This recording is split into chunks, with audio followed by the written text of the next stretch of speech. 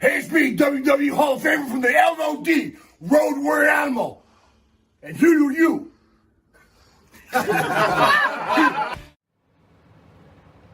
Yeah, I gotta do this when? Now? I'm watching a match! What is now? Now is... Oh, now. Yeah, thanks. Hey, this is the Pharaoh, from Monty and the Pharaoh. I just want to say thank you to our subscribers as we now have hit the 10,000 plateau. Thank you to all our subscribers out there. But I'm going to ask our subscribers to take the next step for us and become a full-fledged YouTube Monty and the Pharaoh member. Yes, that's right, folks. You can check it out. We've got 3 different levels. There's free shirts. There's free autographs. There's all sorts of perks for our members. There is nothing more we enjoy than giving you this program. And to do that, we need your support, and we appreciate your support. This is Jimmy Pharaoh, and don't forget to check out Monty and the Pharaoh every Thursday from Indie Music TV and on Cablevision here locally in New York. Long Island's #1 pro wrestling broadcast, Monty and the Pharaoh. Later. Is that good enough for you? Can I finish this? Lesnar's killing him. I'm pissed.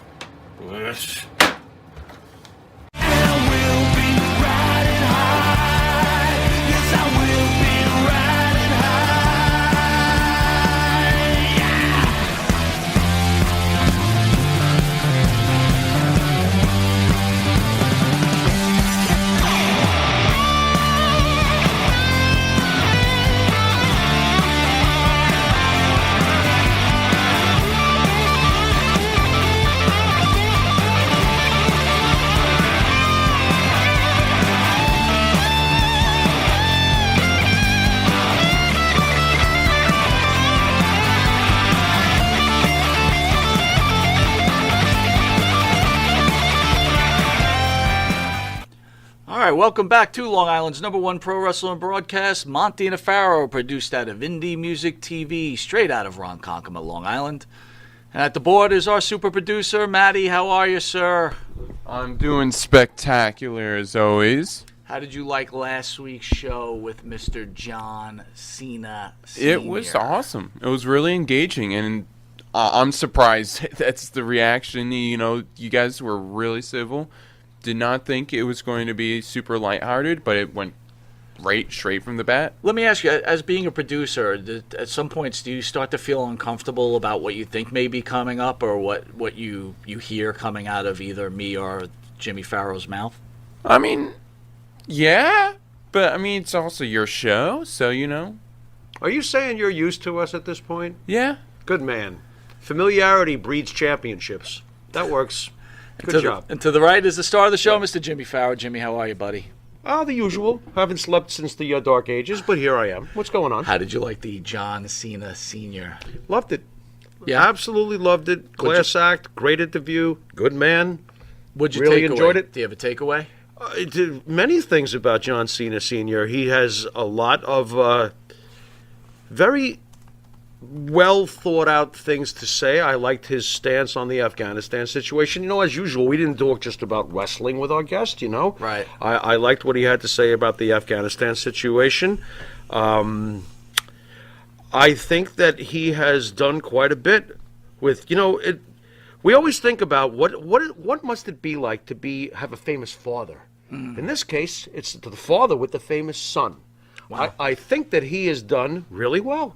Considering, you know, this is John Cena's father. I mean, my God, how do you even attempt to do something in the wrestling world when your son is John Cena? You know, He's done a hell of a job. Life How about them apples? Life is full of jealousy. Yeah. Do you think that a father... He doesn't have any. No, but you could see it. I get it, but do That's you great. think in a lot of cases a father becomes jealous of their son? Could happen, sure. It could happen, absolutely. It's human nature to be jealous when somebody does better than you, much less a close person to you or a relative. It's kind of normal. More different than a sibling rivalry, right? Yeah, it's got to have a different dynamic, you know. It's interesting, but he's done a great job with it, and he was a great interview, and I enjoyed doing the editing for him. Pretty classy guy for cable. It was great, great. So everybody out there, we know we had a planned topic of WCCW, Yes, sir. which is near and dear to our hearts. But unfortunately, a few hours ago, Miss Daffney Unger passed away at the age 46. Former wrestler Daffney Unger, whose goth-style makeup, punk attitude, and uninhibited shrieking earned her the nickname Scream Queen, was found dead today at her home outside Atlanta. She was 46.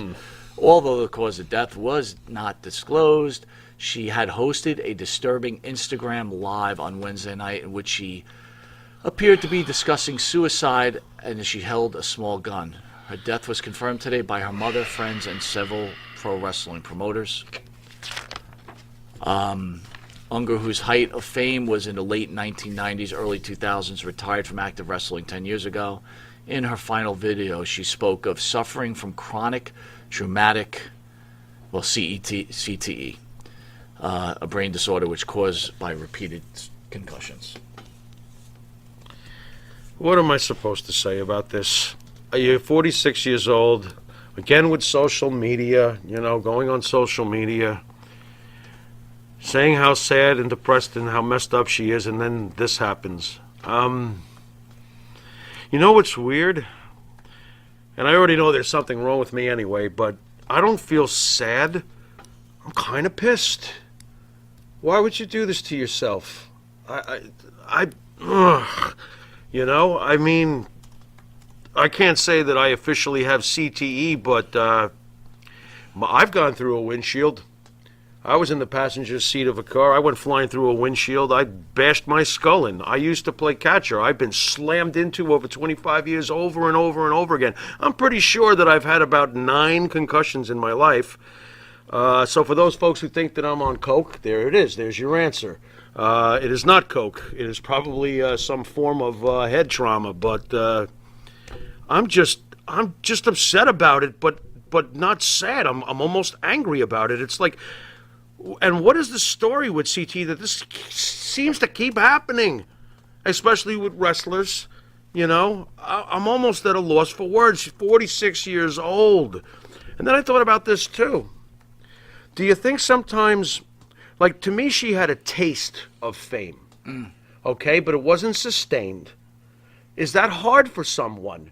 When you always want to be something and then you get to that level, but it's yanked away and then you spend years wondering if you could have been more and stuff like that? I don't know. I wish I could have spoke to her to see exactly what's going on besides the headaches, besides the obvious terrible things that she went through physically. Was it, she said she was depressed. I mean, did they get into that heavily? It's horrible. I'm not sure what more I can really say about it. It's really horrible, and I'm sick of social media, and sometimes it gets used for things like this. I remember a couple of years back, there was a kid on YouTube who announced to the world he's going to kill himself. He's going to do this, and he did. I don't understand. I can't even fathom this at this point anymore. I think the harder point here, man, is what drives Sad. someone to a point where they don't want to live anymore. Yeah. I could see reasons, we'll talk about it with our guest Mike in a little bit. That's the individual's choice, man. But, I mean, I could see... I don't judge that. When does it get so bad just that frustrated. it's better off being dead? Because then there's no future, right? It's Yeah, like you just want it over. Yeah, I don't want to get too personal, but look, I think some of us have been there, and I've had my moments when I was younger. I can't say I didn't. Did you ever contemplate suicide? Yeah. What am I going to sit here All right, and lie? so, okay. I'm not going to sit here and lie. So what drove the Pharaoh to consider suicide? Well, it's what drove the Pharaoh to consider life. That's more important, okay? Because as down as you get, my influence was always my pop. My pop wanted to live forever. He thought life was a precious gift. He always said, I want to make it to 100. Unfortunately, for a guy who didn't drink and didn't smoke and didn't do drugs and was a good, clean living man, he got cut down in his early 70s without a warning, So when it comes to that... But with all due respect, okay, Yeah. 70's young, but it's still 70. Yeah, Right? I should be so lucky.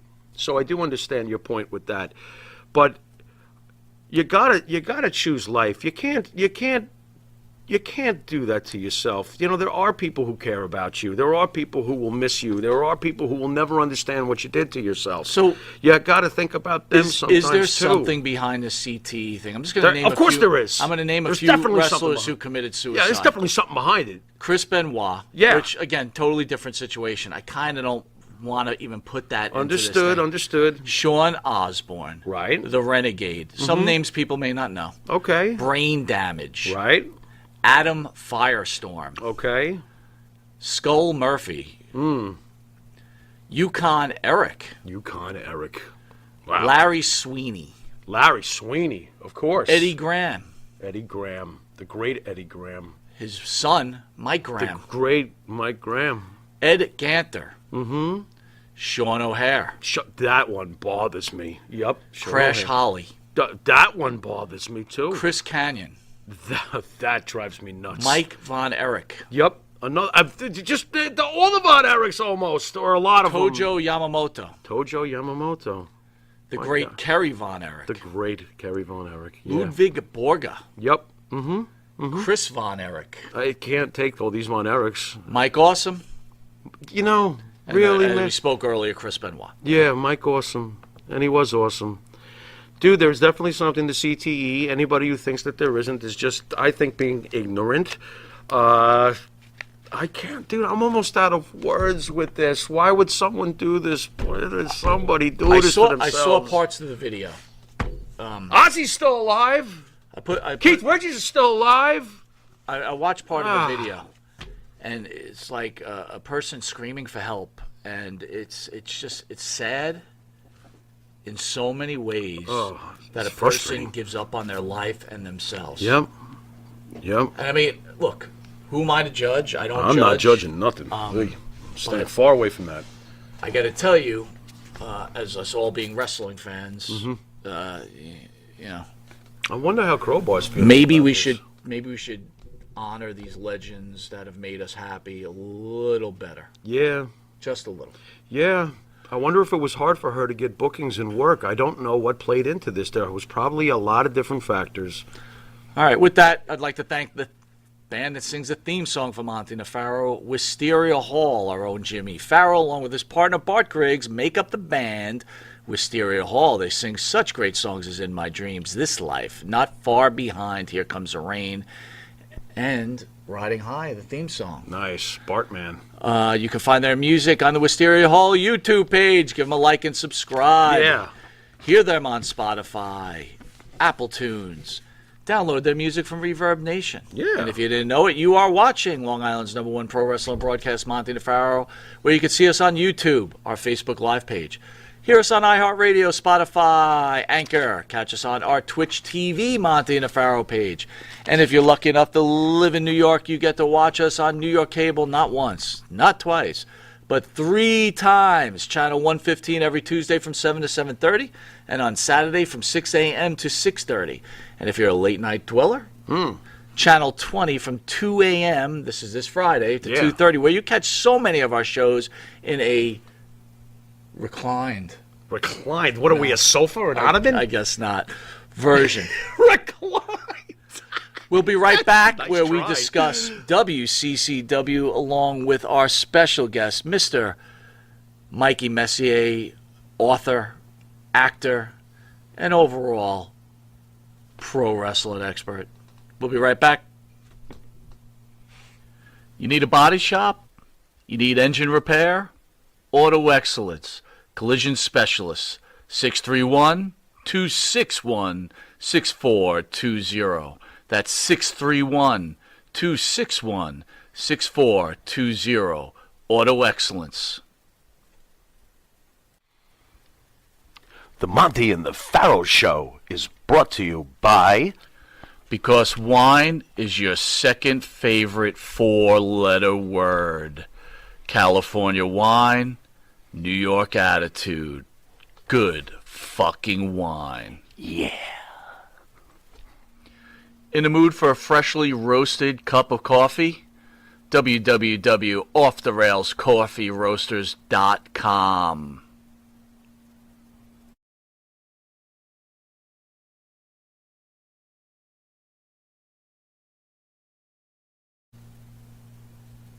Welcome back to Long Island's #1 pro wrestling broadcast. Monty DeFaro, seen here only out of Indie Music TV, out of Ronkonkoma, Long Island, where we're having a special show, a revisit or a dedication to the world-renowned WCCW, and we've asked special guest, author, actor, pro wrestling expert, Mikey Messier to the program. Mikey, welcome aboard Long Island's #1 pro wrestling broadcast.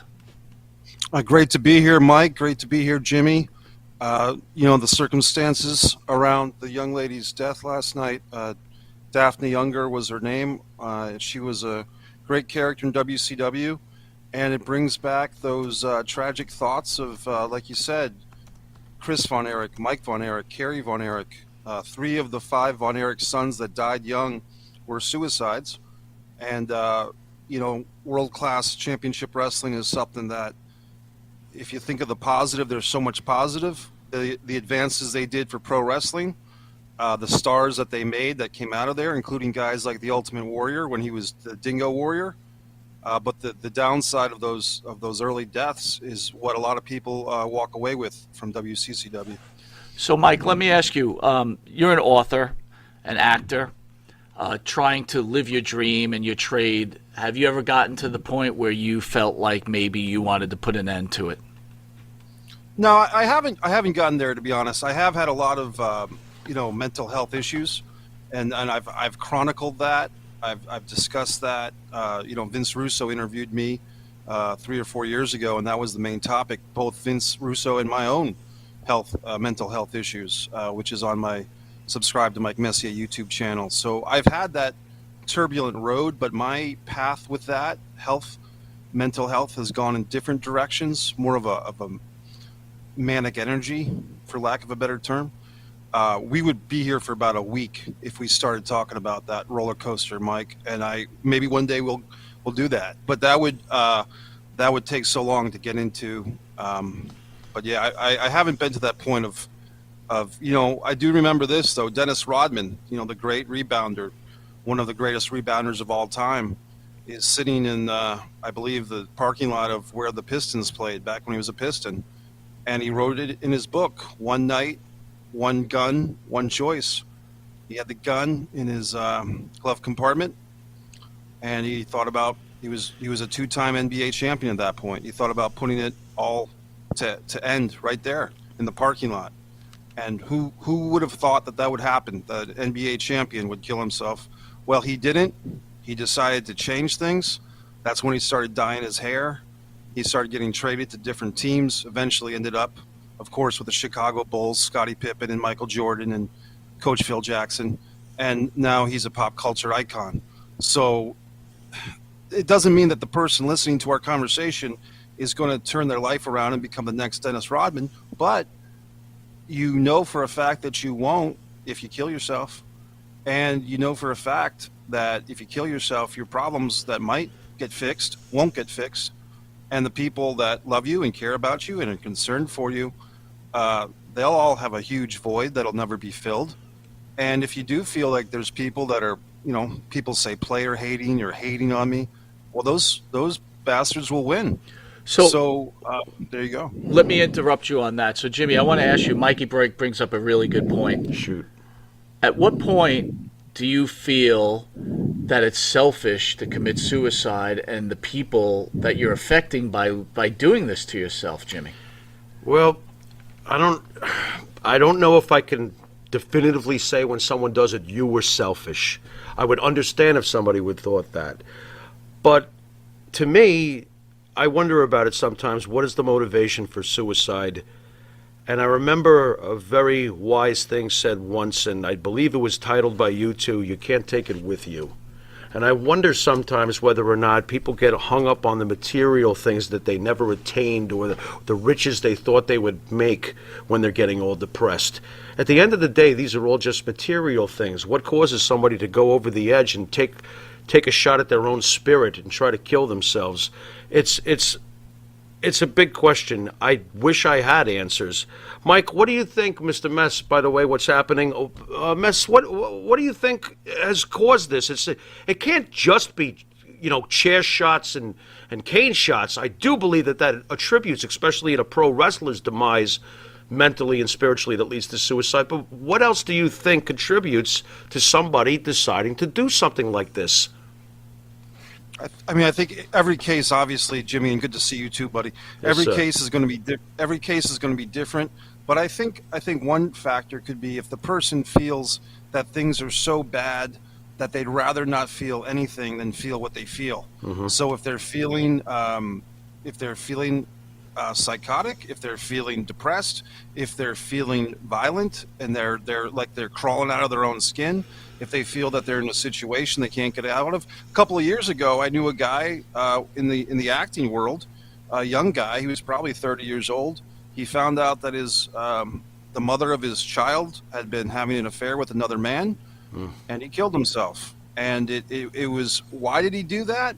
Well, the speculation was that he was from an Asian culture, that he felt disgraced because his wife cheated on him with another man. But then the thing that he left behind is, hey, look, maybe that marriage is over. Maybe that marriage is done. But you still have a kid. You still have a child. Right. You're still the father of the child, not this guy that she's having this fling with, that that'll probably be over before you know it. Sure. You've got to live for your daughter, and he chose not to. And so I think what we use this word selfish, it's probably more complicated than that. Yep. I think the one thing that I would say, folks, and I did a live stream on Subscribe to Mike Messier YouTube channel last night, just to kind of process my feelings about what was going on with the Daffney situation. I thought I'd just be talking about AEW Dynamite, just a regular Wednesday night wrestle talk, but instead the Daffney became front and center. Here's the thing that I don't like that she did. I don't like the fact that she did this on a social media platform, because you don't know if kids were watching. You could have a 13-year-old girl watching this stuff who was very influenced. And the problem that I would address last night is the copycat thing. When Kurt Cobain died in 1994, if you believe it was suicide or not, that was the story at the time. 4 guys committed suicide later on that day. In their thoughts, they were tributing to Kurt, or they were joining him wherever he was. So the thing with this social media, and at this point, the cat is out of the bag, the magic is in the atmosphere. With social media, people have to be real responsible. Daffney wanted her brain to go to science. That's great. The thing about having this streaming video thing that she did, I just hope that other people don't get it in their mind that if they're looking for some quick attention, they should do something like that, because they shouldn't. Wow. Well, good point. I agree. Thanks. I was Totally agree. My train of thought here was, you brought it up, like, why go to do a video on it if you just want to off yourself? It's almost like I found it interesting. It seems, it seemed like a cry for help, but she meant it. She followed through. So, I mean, I guess social media could be effectively used if she was doing a public cry for help. Here's the deal, guys. Suicide is a control method. It's the total absorption of being in control. You're not going to allow anyone to do anything to you. That's the ultimate control. Wow. And that's different. In a lot of points, again, I can't help, and I know a lot of people may not agree with me, but it is selfish, right? It's You're entitled to feel that. It's nothing wrong with you saying that. There's so many different things you can do. Right. If your life is so bad, try to make changes. Mm-hmm. Do the best you can. Look, there's people that are terminally ill that are scared to die, and they want to kill themselves because they don't want to face it, but they continue on. True. What Mike Messier said, or what you're saying also, is like, you go to social media now, someone's going to watch you do this, and they may think it's cool. Yeah. And then they have a bad day, and it's just a bad day. At 16 years old, can I ask you, Jimmy, how many bad days did you have? Right? How many girlfriends did you ever break up with that you thought it was the end of your life? Oh, yeah, there were a couple. Right? I got pretty smart, though, by 21, but go on. But you understand what I'm saying? Yeah. It's like a lot of things happen that you go, this is the end. But it's not the end, because you have to drive on. Mess, do you think that she might have had some expectations with her career early on, and that she might have been disappointed that she didn't get to a certain level? Do you think that stuff like that plays in when you're an aspiring professional, and she did get a taste of the limelight? Do you think that it was hard for her in the following years after she was no longer on, WCW television? Well, that's a great question. She did have some good runs, though, in total nonstop action TNA wrestling. She did do something. It wasn't even that long ago. She did something with Dr. Stevie, like she was a nurse, and she played like a Sarah Palin character, like a parody of Sarah Palin. So that's going back, 8 or 10 years. But she did have some. She was one of those wrestlers that was never featured in the WWE. But she was definitely an indie favorite, a convention favorite. Yeah, if we look at the pictures of her right before she passed away, she had obviously gained some weight, a little bit of weight there. And so maybe she wasn't the same Daffney from 1999, but who is? I mean, that's 21 years ago, right? Right. But I saw her talking to Mickey James, promoting Empower on some type of Zoom call or some type of podcast they did. So she was still active as far as the convention scene and stuff like that. And I'll be honest, I wasn't the number one Daffney fan in the world, so I don't know what was going on with her. Her Wikipedia page does say that she was divorced. Well, Todd Beecraft says out there her weight bothered her. She talked about that. Okay. So I didn't know that. And again, it must be hard, right? A very attractive younger lady puts on a little weight or excess weight, and like you said, she's divorced, and maybe it just becomes that situation. But again, you can do something about your weight. You can work hard. Sure. Right? Sure. Can I go back to the concussion thing? Because Jimmy addressed it. And Jimmy, I'm pulling for you, man, because I'm sure that you've gotten checked out and everything. And I've been in a couple of car accidents in my day, too, so I know what that's all about. But here's the thing. Even in her final video, which is very haunting, when I watched it, it's very disturbing. She says something very quickly about they have to get brains at different stages. So I want to send my brain now while this is just starting with me so they can look at it and compare it to brains that go further along. So she had this whole thing in her head like, okay, I'm doomed. I'm going to get this this brain trauma is going to screw me up. Maybe she feared becoming violent with other people. She didn't want to become a Chris Benoit story or a Junior Seau story. So she did this as a defense. Look, but here's the thing. I feel even weird bringing that up because I don't want to glamorize this. Right. I really don't want to glamorize it. I think that the line that we all walk when we have these discussions is we don't want to glamorize it because if you glamorize it, other people might do it. But you don't want to crucify the person either because you want to show empathy and sympathy to the person. Well, so we're all kind of dancing that line. Mike, not to go down this road, but I want to go back to something you said because I want to make something clear because this is a thing that's very near and dear to my heart. You mentioned she didn't want to be another Chris Benoit situation. Chris Benoit was a murderer and an evil son of a bitch who murdered his wife and murdered his son.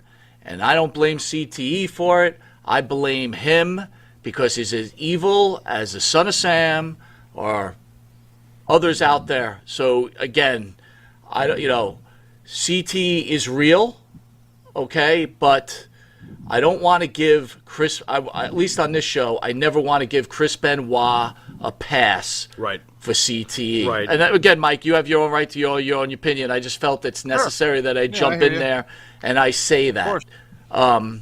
So not to carry on too much, let's move on to a little bit of WCW. If both of you guys could share with the audience your experiences with WCCW and what turned you on to that great organization. If I could start off with Jimmy Farrow first.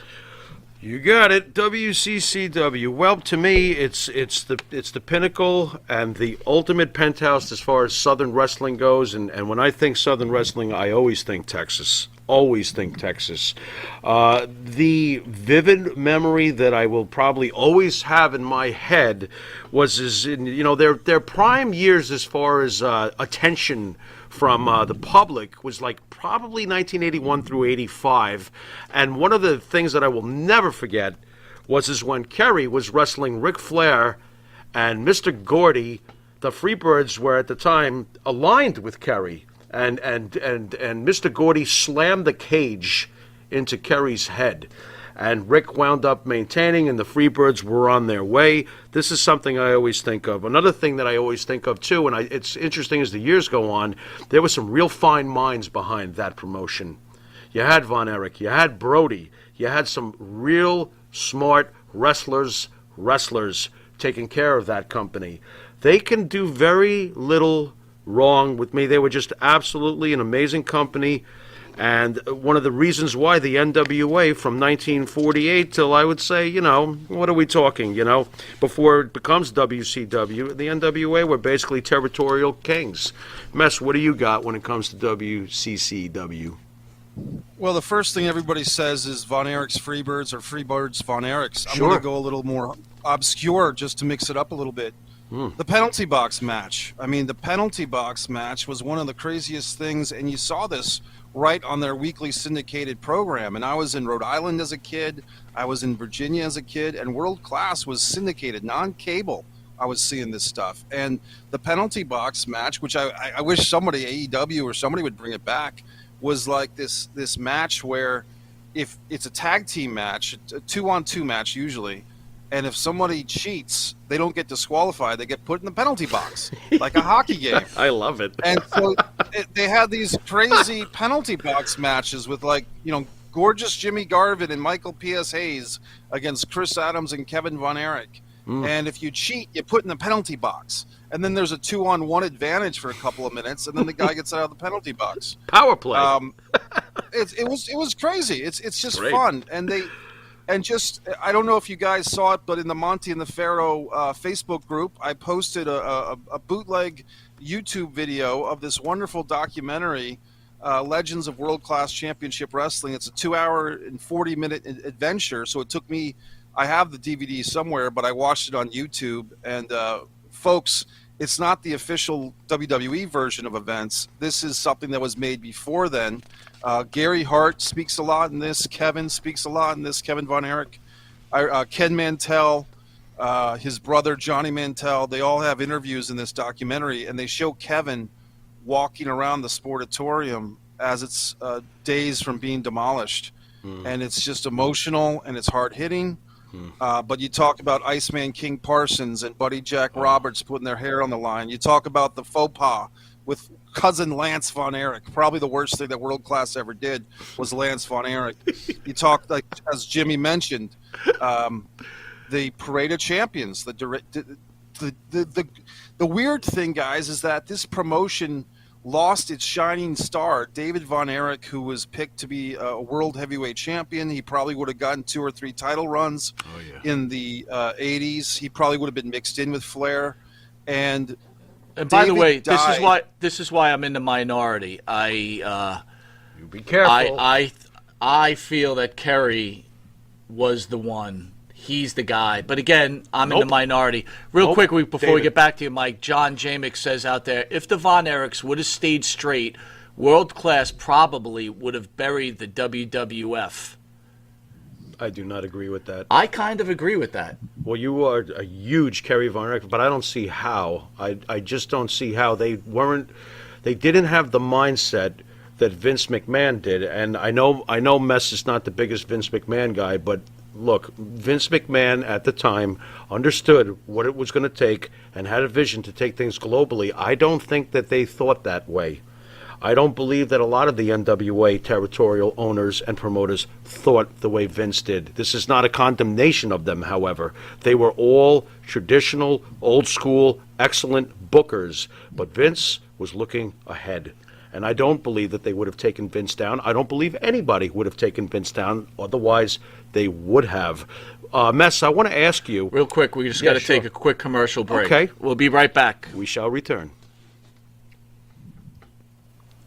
And APB, American Protection Bureau, voted #1 best on Long Island for all your security needs. Call 631-390-9050. That's 631-390-9050. APB. Wrestling fans, now you too can look as cool as Monty and the Pharaoh by wearing the official Monty and the Pharaoh sunglasses at night for $8.99 each. That's only $8.99 each. Now available at montyandthepharaoh.com. Hi, it's John from Under the Table Hot Sauce. I'm here with my friend, the star of the show, Jimmy Farrow. Yeah, what's up, JB? Nah, nothing. It's been a hot summer, and for all your barbecue needs, you can go to underthetablehotsauce.com. 13 unique flavors to choose from, created and bottled in a Long Island kitchen. Underthetablehotsauce.com. Let's go chow, JB. Let's do it.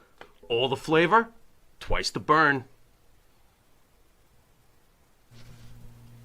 All right, welcome back to Long Island's #1 pro wrestling broadcast, Monty and the Pharaoh, seen here out of Indie Music TV. Want to thank everybody for joining us tonight on Thursday night, where obviously I have my partner in crime, Mr. Jimmy Farrow, and we've got special guest, author, actor, pro wrestling expert Mike Messier.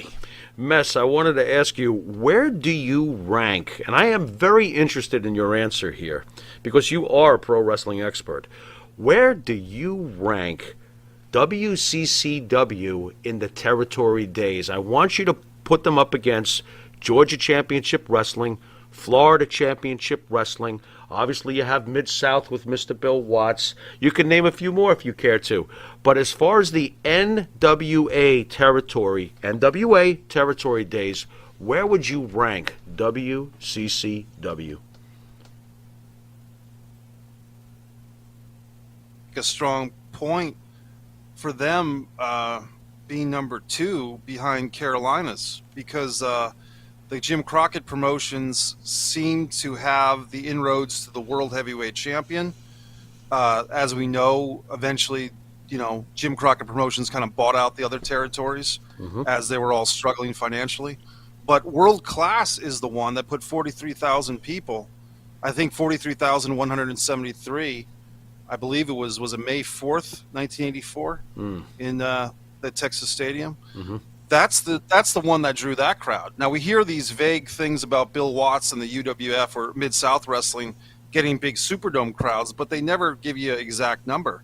But when you see that footage of Kerry beating Flair with the backslide and the missing link on that show and Fritz von Erich coming out of retirement for the Bad Street match against the Freebirds, you legit see 43,000 people in that audience. Right. So you got to say you could make a case for number 1, but I would say that you would probably say 2 because the Carolinas are the ones that survived, and so there's got to be points for survival. But Eddie Graham in Florida, we talk about. I hate to drag this into it again, but Eddie Graham committed suicide. His son Mike Graham committed suicide. That was the Florida. Florida was huge. Georgia Championship Wrestling doing the Omni every single week. Unbelievable. That was huge. Right. This is why you mentioned kind of my anger towards Vince sometimes. It's because I cared so much about those territory days that I feel that Vince overstepped his boundaries. His father had made a truce with all these guys, and Vince manifests destiny on his part. Every man for himself type of thinking. That's, Black Saturday, 1984. Once again, we could be here for 5 weeks talking about this stuff. Mess, I got to tell you, Black Saturday, just so you know, boy, oh boy, did that piss me off. I was pissed. Yeah. I was like, what are you doing on this show? Get off this show. So at least you know that I felt that way about that. I'll always support Vince, but that really got under my skin. For me, I thought it was the greatest Saturday of all time. What are you talking? How is that possible? How is it? Okay, wise guy, explain how. How? Because when I saw my boy Vinnie Mac sitting in That's place it? of Gordon Soley, I said, you do it, brother. That's what I'm talking about, In place Vinny. of Gordon Soley? I'm offended now, Mess. What are we going to do with this guy? Sacrilege. Sacrilege. You see that? Oh, my God. You have treaded. So Hey. I rank Kerry Von Erich. A couple of years ago when we first started on the show, or doing a show. Yeah. We did our top 10 greatest matches. I ranked Ric Flair, Kerry Von Erich as number 5. Wow. Where do you guys put it? Shoot, Mess. Well, for some reason I want to say number 9, but I think I'm just kind of being generous because I want to be in the same ballpark. To be honest, it's a good match. I would probably put Steiners versus Luger and Sting up there. Flair and Steamboat at the Raging Cage and Clash. Number 6 is my all-time favorite. I'll be honest. I would put it number 9 to be nice, but if I really made a list, it may not be that high, buddy. So you wouldn't even make it in the top 10. I don't know if it would make my top 20 if I really sat down there and made a list, to be honest. That's fair. It didn't make my top 10, right? No, I it mean, did not make when- your top 10. Right. Hey, Miss, what do you think about having the nerve to say, like, matches with Okada versus Omega, the trilogy, were one of some of the greatest matches ever? Do you tread on the traditionalist when you say things like that? I'm just curious what your take is to some of the more recent classics and how they stack up compared to some of the old classics that we speak of. Here's the thing with me. I don't disrespect Japanese wrestling, but I wish I had more Japanese wrestling that had American commentary or English-speaking commentary. Nothing wrong with To that. be That's honest, fair.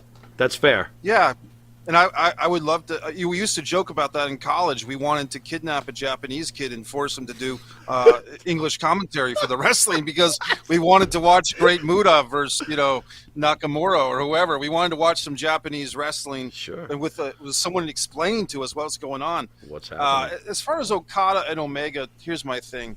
Omega did lose me when he's wrestling 9-year-old girls in Japan. He's wrestling plastic dolls in Japan. Yeah. I've come to a peaceful accord with the presence of Omega in AEW because he's part of the product, he's part of the scenery. But I'm not a Kenny Omega guy. When he shakes his head, like Jim Cornette says, it is annoying. And whenever Kenny Omega comes on to wrestle, guys, I usually go and look at my own book that I wrote.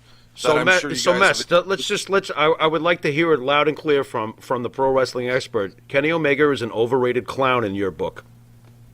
I think he is an overrated. I'll say he's an overrated mime. How about that? Okay, well, if He's he's a- wrestling dolls and small children, that's a bit clownish, right? So I'm not a fan of Omega. Again, I'm not a fan of AEW. Right, I made that clear. One thing I am a fan of is the Von Erichs. Kerry Von Erich, David Von Erich, Kevin Von Erich. If the Von Erichs left WCCW while they were still healthy, could they have made a bigger mark on the industry? Yeah, I think that they self-imploded. I mean, obviously. I mean, Kerry, you hear so many stories about Kerry being so fucked up when he was getting opportunities that a lot of wrestlers would absolutely do anything to get. So, yeah. David, and I don't know how Mess felt about David. I can ask you that right after I'm done speaking about it. But David, I thought David was absolutely top shelf. He was going to be one of the all-time greats. He was fast-tracking. He was big enough. He was great on the mic. He was just great. And then the end. Unfortunately for him, I think it was health in his insides burst, if I'm not mistaken. He had something that the Pharaoh has experienced. So I survived it. But, to me, yeah, unfortunately, they either cut themselves short or fate intervened in David's case with health. What was your take on David? Is he the greatest Von Erich to you? And do you think that the Von Erichs cut themselves short? Well, yeah, the Von Erichs definitely cut themselves short. Here's the thing. In that documentary, it says Bill Mercer and Ken Mantell say they wanted to go forward and be national and take on Vince head-to-head, but Fritz was the one that wanted to keep the shows all in Texas. Fritz did not want to tour the country, and he said that his boys weren't up for it. And I would say that if the boys, at that point, Kevin and Kerry, who was he really talking about, they probably could have done it. You could have easily put Kerry Von Erich in Sting's spot, for instance. Take Sting out of Clash of Champions 1 and put a Kerry Von Erich versus Ric Flair match on the worldwide television on TBS against WrestleMania 4.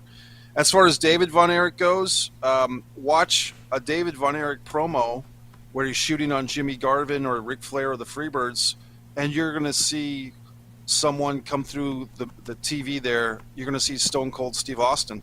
Stone Cold Steve Austin was the reincarnate of David Von Erich. Austin 316 had David Von Erich written all over it.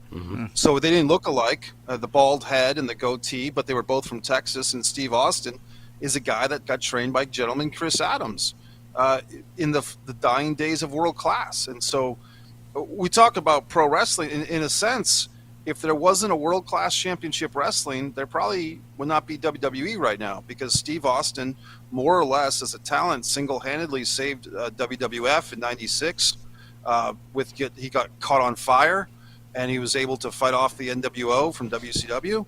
But if Steve Austin didn't get trained in that sportatorium from Chris Adams, because of all the hard work that World Class Championship Wrestling had done, we wouldn't have the mighty WWE today. So there you go.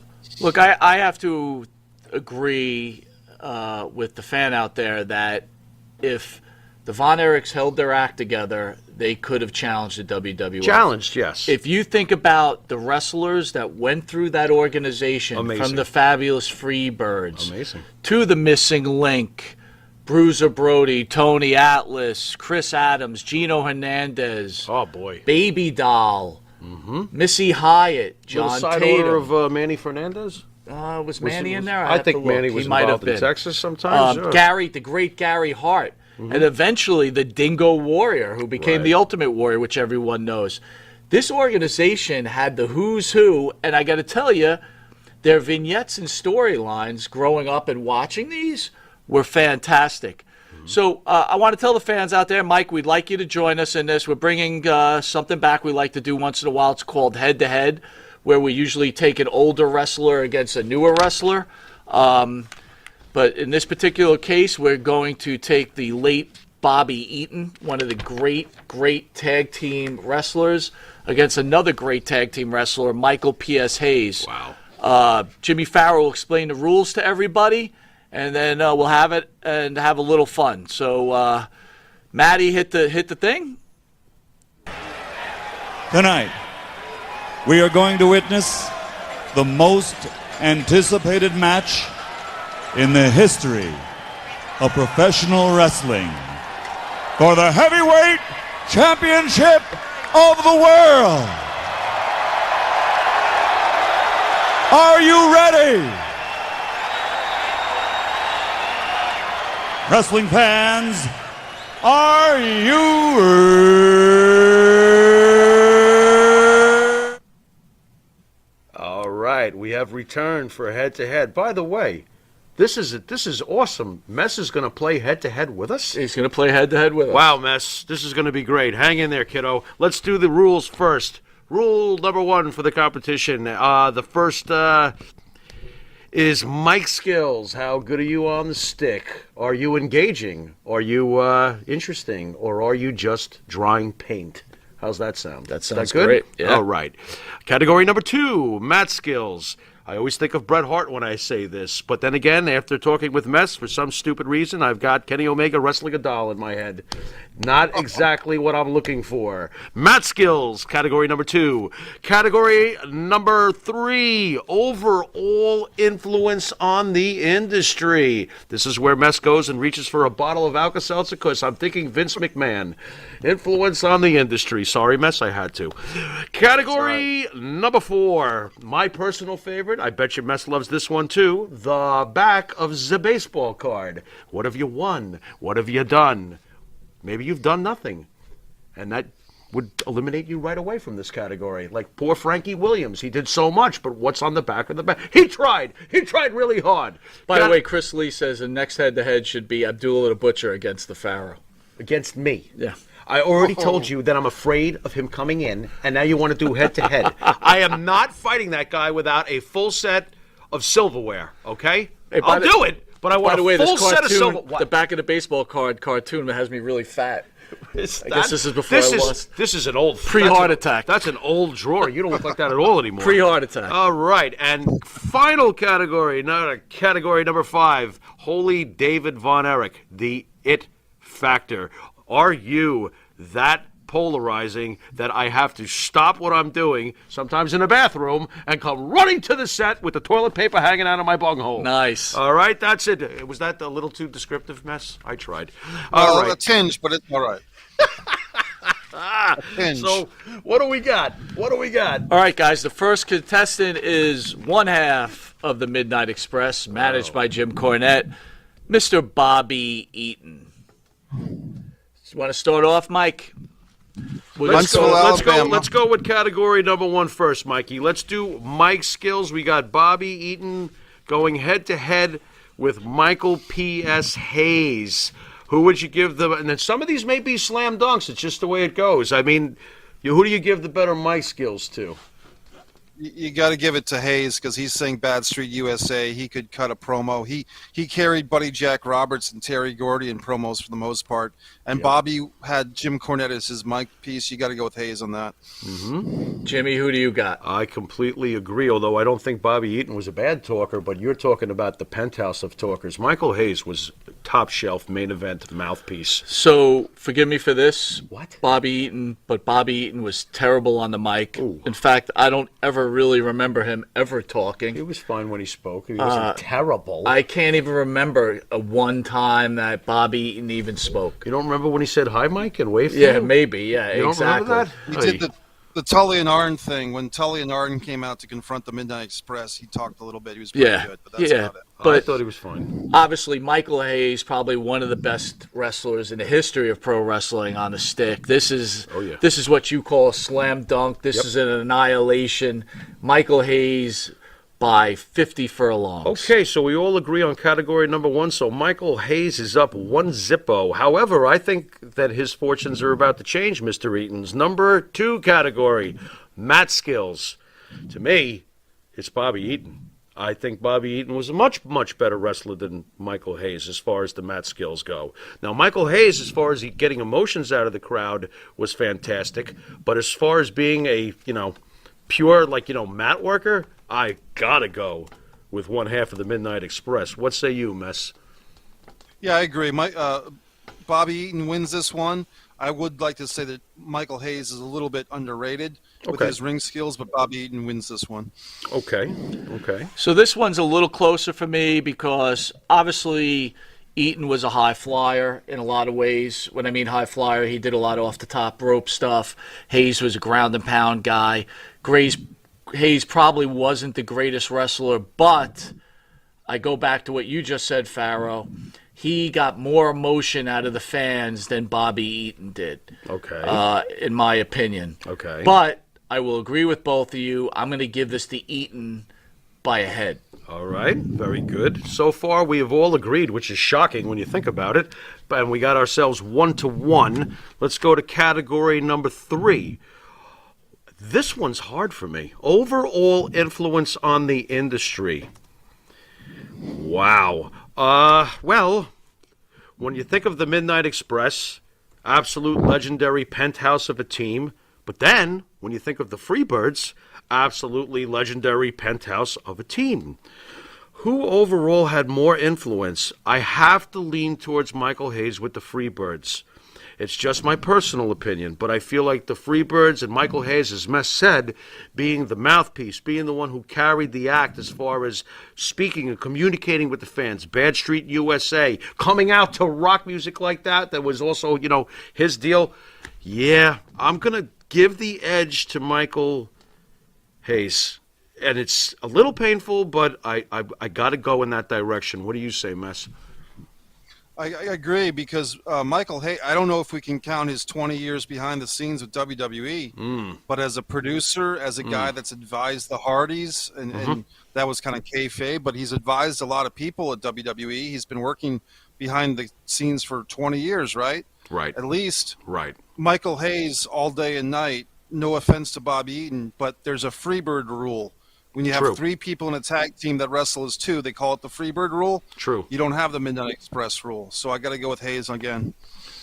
So no one's a bigger fan of the Freebirds than myself, I believe. But I will say this, that the Freebirds were great in World Class Championship Wrestling. Their return to, or their joining of the AWA and the Road Warrior matches was nothing to write home about. In fact, as a fan, I found those very, very, with another very, disappointing. If you want to mention their WWF run, which was probably one of the most awful runs in the history of the WWE for a big-time recognized group of Expectations not met. Not met. Fair enough. Where I can say that the Midnight Express under Bobby Eaton, no matter where they went, were always very highly successful. But I have to go with the Freebirds and Michael Hayes.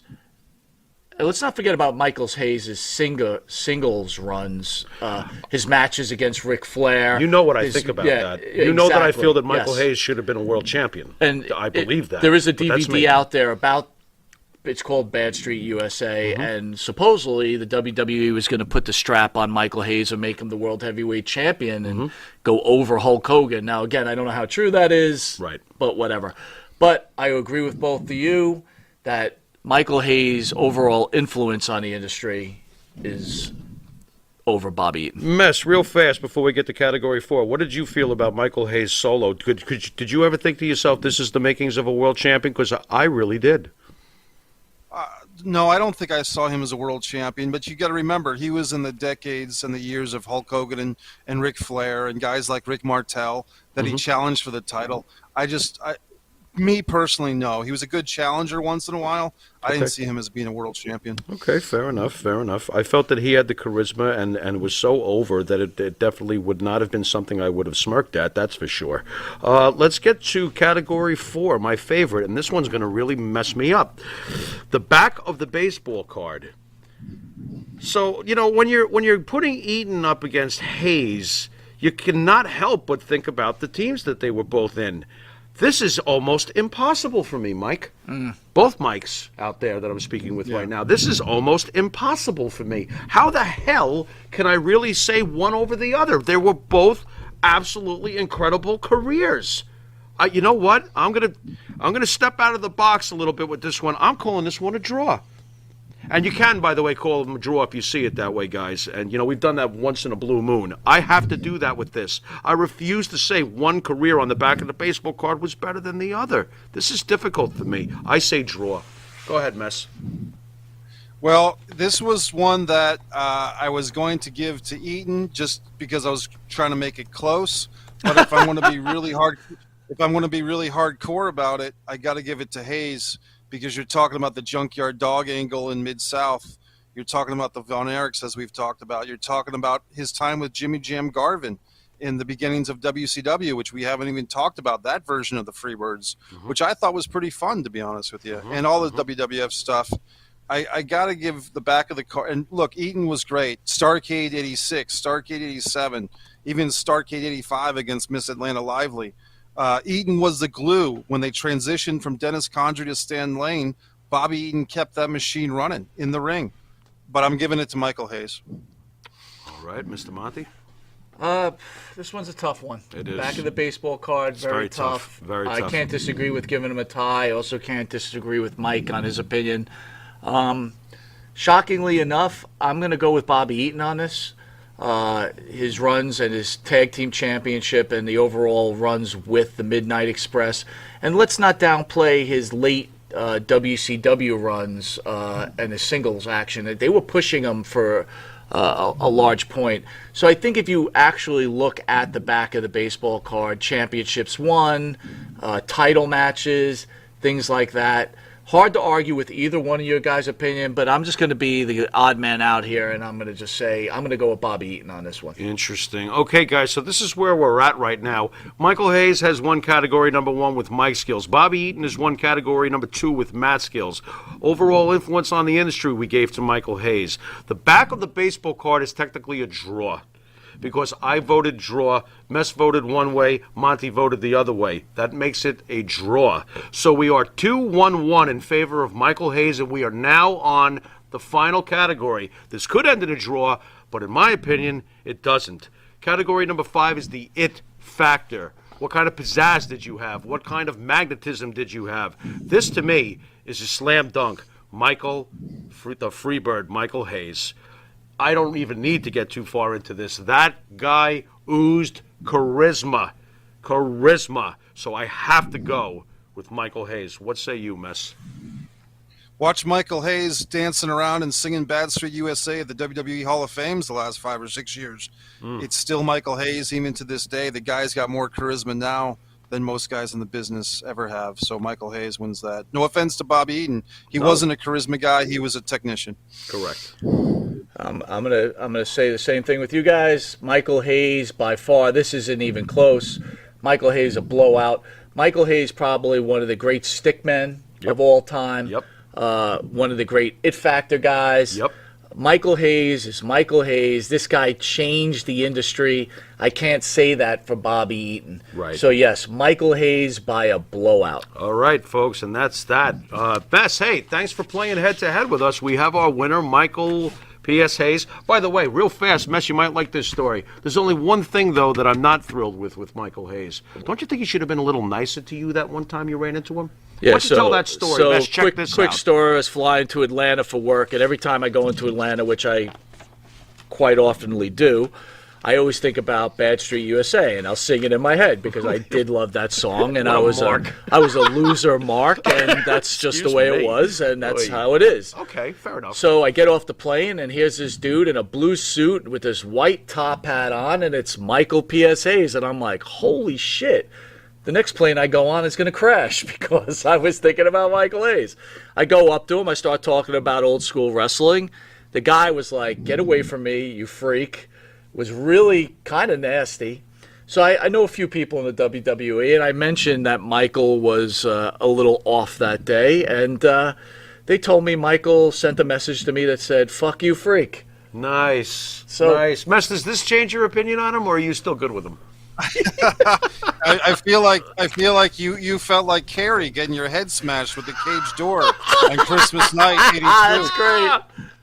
Yeah, cut down in your Mark Prime, huh? That must have been rough. Maria Davis says, Mike was mean to Monty, and I said, yes, Maria, hurt my feelings.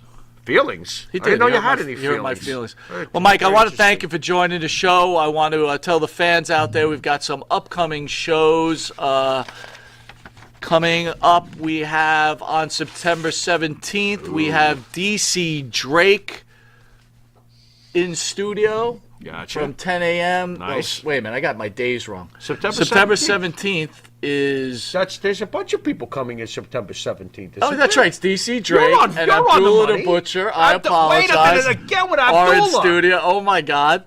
And then at 1 o'clock, we have ECW, WWE, Hall of Famer Rob Van Dam in studio. This is our special guest to the fans out there and our members on YouTube. This is where the YouTube members will get to ask Rob Van Dam and have a special 90 minutes with Mr. Rob Van Dam, be able to ask him all they want. Yeah, and Farrell gets his top 5 all-time favorite guy in. He's one of my top 5. Absolutely. And love October 1st, we've got Mega Powers 2.0 in studio. So we had Randy Hogan, WCW Randy Hogan, and Macho Man will be in studio, and also ECW legend Sabu. This is our third time with Sabu. The first 2 times he no-showed us. Can Sabu put those guys to a table during the show? Can Sabu put Macho Man and Hogan How to a good? table? You know what? That's a good idea. We might wanna Please, try wait a that. minute. Don't give him any ideas for Sabu to be violent when he's here. And I'm afraid of him already. Just announced Aye. Saturday, November 20th, we rescheduled the Baby Doll interview. Nice. And she'll be joined with WCW Ranger Ross. You got to be kidding. Mikey, do you remember Ranger Ross? You got to be kidding me. Ranger Ross competed at Clash of the Champions 6. This He guy. made airtime, and Sting and Lex Luger did not. So there you go. Wow. Mess, man. Hats off, but I won't take it off. I don't And want your to fondest memory of Ranger Ross, Farrell? Ranger Ross. Yes. Oh, my God. You think I got a memory like Mess does? What, are you kidding me? I'm going to have to go back and check out a whole bunch of stuff from Ranger In Ross. 1985, Ranger Ross wrestled Wild Samoa number 2 to a 20-minute draw where Ranger Ross's boot came off and was hung on a... I don't know. I think he beat the Iron Sheik. Are you serious? I think the Mess, Ranger are you Ross did beat serious, the Iron Mess? Sheik. Are That's you pretty serious? funny. Oh, my God. I'm almost positive that WCW had Ranger Ross beat the Iron Sheik on a Clash or Wow, on we're a gonna- pay-per-view because they were really pushing him hard. And Iron Sheik, that didn't fit well with the company, so they made Iron Sheik lose. But Iron Sheik lost and took the money. So there you go. Yeah. That sounds like Iron Sheik would do something like that. Okay, fair enough. That's fair enough. All right. does that Anyway, conclude Mikey, our want to list? thank you for joining us. You've been watching Long Island's #1 pro wrestler broadcast, Monty DeFaro. Mikey, is there anything you want to promote out there, my friend? Well, my book is on Amazon, A Distance from Avalon, When the Dying and the Dead Reunite. Oddly enough, there's a little bit of suicide discussing in the book, but it's a kind of a gothic horror. Subscribe to Mike Messier YouTube channel. As we were going on the air tonight, hit 1,000 subscribers. So I want to thank all the subscribers. I got a lot of support on Twitter and Facebook and the wrestling groups. And thanks to you guys for having me on the show. I think this is the third or fourth time. Sure. But I always enjoy being here with you guys. You guys are kicking ass in Long Island and doing things the right way. And for all the people out there that heard us talking earlier, things will always get better if you allow them to. So hang in there, people. Don't let the bad times bring you down. That's a great message, Mike. Well done, sir. Awesome. And you know what? I'm going to second that. Life's tough. You got to hang in there, man. You got people that love you. Don't give up on yourself. Don't give up on your friends. Amen. You know what? Life is short. We have all the time in the world to take that final dirt nap. So you know what? Hang in there. Absolutely. Farrell, final words. Just want to thank Mr. Mike Messier for coming on. Good luck with the YouTube channel, Mike, and the book. And it's been another bit of a whirlwind week. Boy, we really are all over the place emotionally sometimes, Mike. I got to hand it to you. Between the unfortunate suicide and then, reflecting on things that used to make us smile back in the day with the territory. We really do run the ladder up and down, don't we? Well, I gotta tell you, It's exhausting if you I'll wanna know say the it truth. again. We are blessed to have people watching us on every Thursday and supporting us. And the messages I get from the fans on the Monty and the Pharaoh webpage and on our YouTube page. If I could quickly, I want to read one. I'm not going to say the person's name, but okay. What do you got? It meant something. It says, I have to say, finding your show honestly has been a blessing. Takes my mind off my stomach pains. Ooh. Friends and family are happy because I talk about you guys all the time. To me, this makes it all worth it. That statement alone makes it all worth it. So when I read that, I know how you feel. You know what? Thank you, guys. We're humbled. You've been watching Monty and the Pharaoh. And until next week, be good and take care of yourself, guys. We love you all. Later.